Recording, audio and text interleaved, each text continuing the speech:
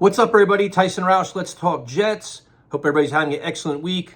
For those of you curious about the weather in New Jersey, we had some snow and ice this morning, followed by rain, which made the commute just absolutely wonderful, and more snow coming on Saturday. But that's the winter. Got another month and a half to go, and the sun will be back, and hopefully nicer weather.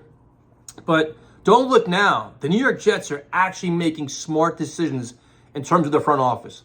You know, when last year, when they fired Rex Hogan and Chad Alexander, they were never replaced. Then they fired Joe Douglas. You're like, all right, your big figures of your front office are gone.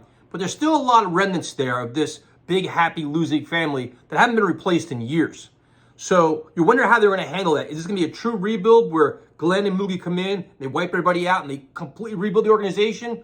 Or do you kind of try to put Band-Aids on and fix and feel and whatever else? And we're getting our answer. They're cleaning house, man, and it is awesome.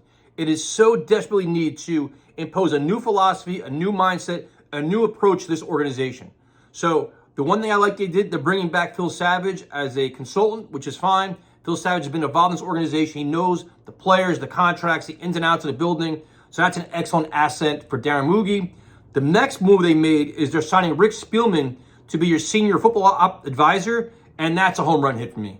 You can make a case that Spielman could be the general manager, but you have a guy with his background, former general manager, former senior vice president of football operations, a personnel background. His responsibility is going to be help rebuild football operations.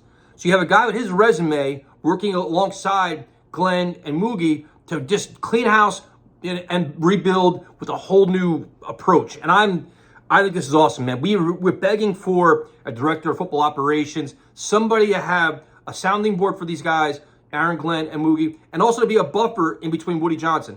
The hierarchy is not going to change, but now you have a guy that can answer more questions and develop more of a program that has experience doing so. So to me, this is awesome.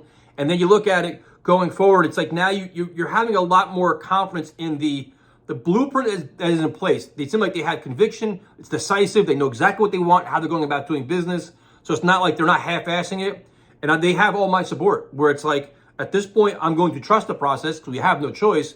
And if they make tough decisions where maybe a favorite player gets cut or we don't re-sign somebody or let somebody else go, I'm into it, man, because this is all about the famous word that everybody hates right now, culture. Changing the culture, changing the leadership, changing the direction for this team for its foreseeable future. It's not about 1 year. It's about the next 10 years.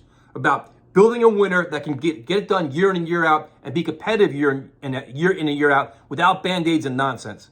So the hiring of Spielman, I think, is a home run. Very, very smart move.